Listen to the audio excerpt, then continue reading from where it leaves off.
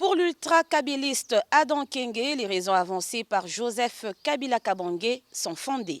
Ce choix est judicieux, madame la journaliste. Pourquoi la partie orientale? Aujourd'hui, la partie orientale demeure une partie intégrante de la République démocratique du Congo. Quand bien même nous savons qu'elle est sujette à...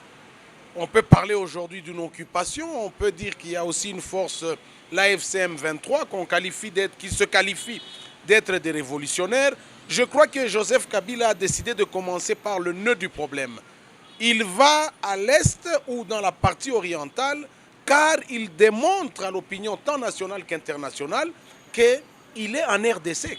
À moins qu'on ait balkanisé ce pays sans que nous ne le sachions, mais s'il va à l'est, comme moi je vois un programme gouvernemental dit le PDL 145 territoires, quand le gouvernement décaisse des fonds, on décaisse les fonds, et même pour les partis occupés par l'AFC M23. Je crois que c'est un signal fort qui va amener la paix. En revanche, côté UDPS, l'on qualifie l'ancien président d'un insatiable du pouvoir.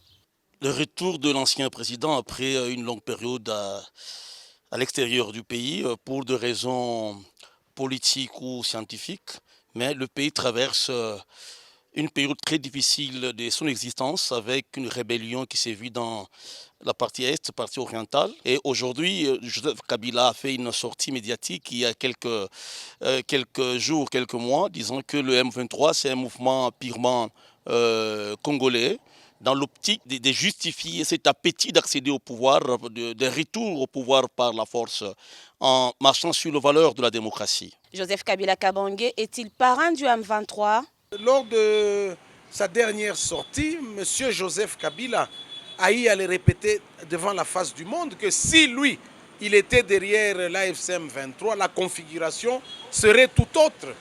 Et il n'y a pas plus longtemps que hier ou avant-hier, on a vu un ministre de la Justice qui a même un peu malmené une journaliste. Parce que quand vous alléguez que X est derrière, vous devez avoir des preuves. Quand on dit qu'on doit chercher des preuves, j'ose croire que cette fraction ou cette portion de la population qui pense que Joseph Kabila a à voir avec l'AFCM 23, je crois que c'est un faux débat. Joseph Kabila a été président de cette République. Joseph Kabila a scellé une alternance des plus civilisées que le monde entier nous a envié.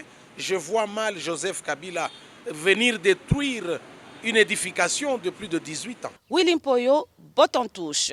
Pour nous, nous disons que son retour n'est qu'une confirmation pure et simple de déclaration faite par Alain-André Atundu et aussi jadis le président de la République, Félix-Antoine Tshisekedi Tshilombo, que c'est bel et bien lui, Kabila, qui est le parrain de ce mouvement de rébellion le M23 et regagné dans un contexte très difficile où l'acteur décide, selon lui, pour des raisons de stabilité à l'est du pays, il préfère regagner le pays par la partie orientale que plutôt regagner le pays par la capitale Kinshasa, qui lui juge instable par rapport, je ne sais pas, aux enjeux politiques.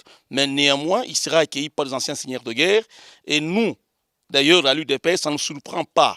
Donc, M. Kabila a décidé de rentrer dans ses origines militaires avec comme philosophie d'accéder au pouvoir par la force, par une rébellion, en recrutant. Et aussi, notre analyse, c'est d'éloigner Paul Kagame, qui jadis qui est un acteur de moindre, pas de moins, dans ce mouvement de rébellion. Et l'ancien président décide de dédouaner Paul Kagame, comme il l'a si bien dit il y a quelques jours, que c'est un mouvement des Congolais.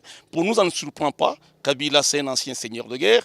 Il maîtrise bien le terrain, mais ça ne sera pas facile avec les stratégies élaborées par le régime au pouvoir. Ni l'heure, ni la date de son retour ne sont précisées.